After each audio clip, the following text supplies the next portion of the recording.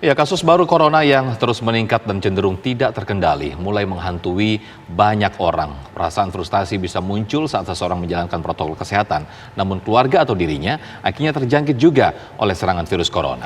Efeknya orang akan menjadi frustasi. Yang lebih parah lagi bisa menjadi fatalistik, membuat tindakan yang membahayakan orang lain seperti kasus di Semarang yang akan kami dalami. Ya, apa tindakan yang tepat dan terukur di tengah maraknya kasus baru COVID-19?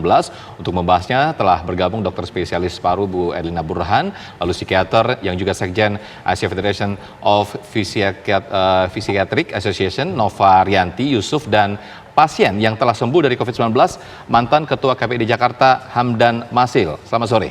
Selamat sore. Sore. Ya, saya ke Mbak Nova dulu. Sejauh ini sebenarnya apa yang mendominasi seseorang yang bisa berbuat seperti yang dilakukan di Semarang ini, tidak memikirkan orang lain, kemudian tindakannya tidak terukur karena frustasi dengan COVID-19? Iya, jadi memang kita di Perhimpunan Dokter Spesialis Kedokteran Jiwa Indonesia telah melakukan upaya begitu untuk melakukan swapiksa. Itu lewat website kami di www.pdskji.org. Dan memang data yang muncul itu ada sekitar 2.364 orang yang melakukan swapiksa untuk depresi, cemas, dan juga trauma psikologis. Di situ tampak 69% mempunyai masalah psikologis. Yang mana kalau di breakdown 68% cemas, 67% depresi, 77% trauma psikologis. Nah, yang depresi 49% itu berpikir tentang kematian. Ini baru data yang dari Perhimpunan Dokter Spesialis Kedokteran Jiwa. Ada lagi yang big data gitu. Yang big data itu campuran dari LIPSI, Departemen Psikiatri FKUI RSCM, dan juga Perhimpunan Dokter Jiwa. Dari 3.388 orang yang ikut menjadi responden, itu didapatkan sekitar 35% memang mengalami atau terscreening gitu ya, terscreening mengalami depresi. Nah, problemnya adalah depresi ini kan juga bisa keluar dalam bentuk reaksi-reaksi, ya kan? Bisa ada reaksi amarah misalnya. Nah, ini biasanya marah pada orang depresi ini kan bersumber dari misalnya perasaan kehilangan, mungkin ada anggota keluarganya yang meninggal atau temannya, atau karena ada rejection. Rejection itu artinya penolakan. Misalnya masyarakat yang menstigma kalau seseorang udah kena COVID itu udah the end of the world. Dan juga berbagai berita yang menampilkan bahwa begitu banyak tokoh, public figure, kepala daerah yang meninggal karena COVID-19.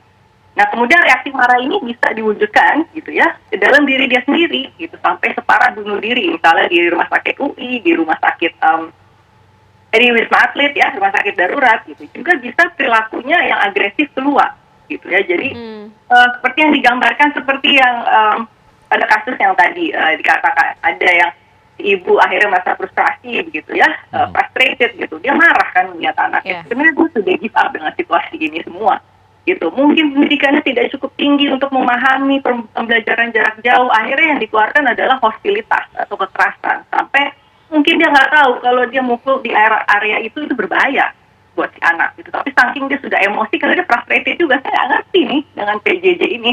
Internet nambah lagi biaya dan lain sebagainya misalnya.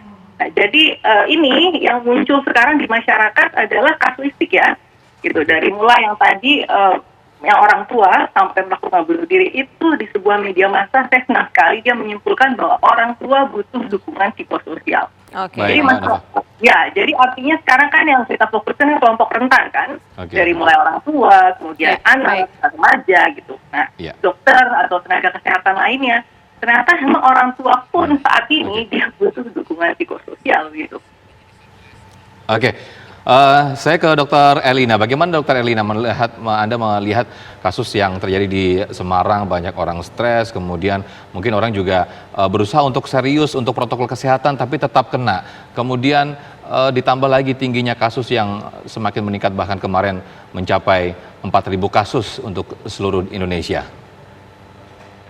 Iya, ini adalah fakta yang terjadi karena kasus COVID ini terus bertambah dan banyak orang yang tidak siap menghadapinya, sehingga begitu tadi menimbulkan kelainan, dan barangkali juga yang tadinya orang ada, nanti Nova yang lebih ngerti, ada orang yang memang punya bakat untuk berkelainan jiwa, lalu pemicunya adalah ini. Jadi tidak lain saya selalu mengatakan bahwa kita harus mengurangi, kita harus mengendalikan pandemi ini. Dan yang bisa mengendalikan adalah kita bekerja sama, nggak bisa hanya pemerintah, tidak bisa hanya dokter, tidak bisa hanya petugas kesehatan, tapi semuanya bersama-sama dengan masyarakat. Sekarang pertanyaannya, apakah kita mau terus-menerus seperti ini?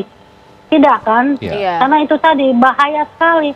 Yang sakit bisa menjadi menderita, kalaupun hidup juga kemudian ada gejala sisa, apalagi kalau yang meninggal, kemudian keluarganya bersedih, menjadi stres juga.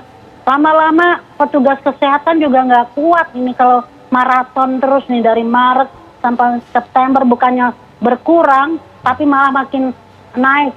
Terbukti dengan banyak rumah sakit yang ICU-nya penuh, ruang isolasinya juga antara bornya itu antara 70 sampai 85%, dan ini melelahkan, dan bukan saja orang rumah sakit yang lelah, melelahkan semuanya. Saya kira pemerintah juga lelah, maka itu harus ada upaya, ini apakah komunikasi atau upaya merangkul semua orang untuk melakukan pencegahan. Baik, ini membutuhkan kerjasama di semua pihak menurut Dr. Erlina. Nanti kita juga akan membahas dari Pak Hamdani yang merupakan pasien yang sudah sembuh dari COVID-19, apa saja yang dilewati pada saat itu. Usai jeda Kabar Petang, segera kembali.